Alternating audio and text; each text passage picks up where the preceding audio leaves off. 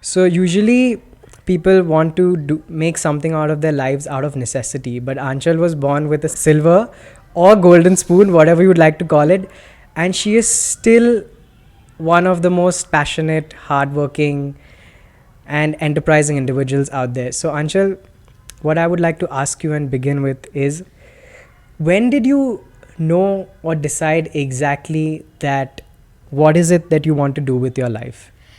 It was a confusing journey, but I knew I wanted to do something in the baking field when I was in the seventh grade. That's when I actually got into baking. And then, closer to my undergraduate, I actually said, okay, no, this is something that I clearly want to do, because I started a business out of it. So, in the seventh grade, someone gifted me a slab of cooking chocolate for my birthday. And at first, I thought it was really weird, because why is someone gifting me chocolate? And I'm not used to seeing my mom cooking or baking, so it never came from there. But I was like, let's see what we can do with this. What's this actually used for? So that's when I got into learning how to make chocolate. That it was a very preliminary stage, of course, and that's when I got into baking. So that's where my love for baking started and the kitchen started. But making a career out of it was surely much later, when I was in my second, third year of college. So seventh grade. Yes. So you had nobody else in the family who had a background, or nobody that pushed you No into one. going into this No one, field? absolutely no one. In fact, when I decided to get into the baking industry, my dad, before I decided to get into that, my dad often said, why don't you get into architecture or interior design? Because he's from the construction field. So he said, align that, your creative energies there. But it just wasn't my calling. And I just wanted to use simple ingredients to make delicious food. So that's where my love for baking started. So no one in my family, let alone my parents, but in all of my family is actually in the culinary industry. We all have different businesses, and mostly all of them are they work for themselves rather than for someone else. It's just how the family has been in whatever field. And my dad just had one thing. He said, whatever you want to do, it should be something professional.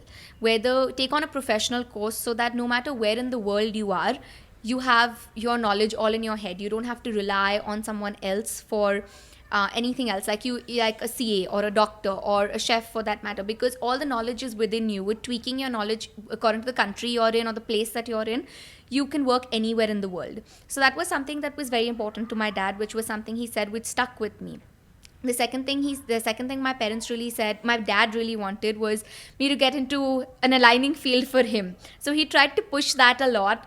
And he even enrolled me in a workshop in Singapore, where I went for a week, and it was a design workshop, interior design workshop. And he said, you know what, just give it a shot.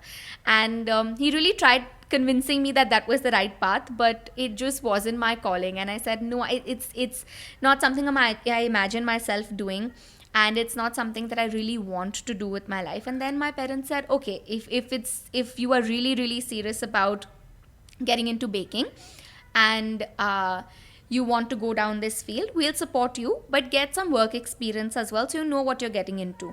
And also, at that point, it was compulsory for CIA to give to for you to have a 4-month work experience. So that kind of helped me, because I went and I worked in a kitchen. I understood how tiring it was for me and how challenging it was. And after that, I said, okay, no, this is still what I want to do. So my parents supported me, and there was no looking back. And even today, they're one of my biggest cheerleaders. So there's no going back on that.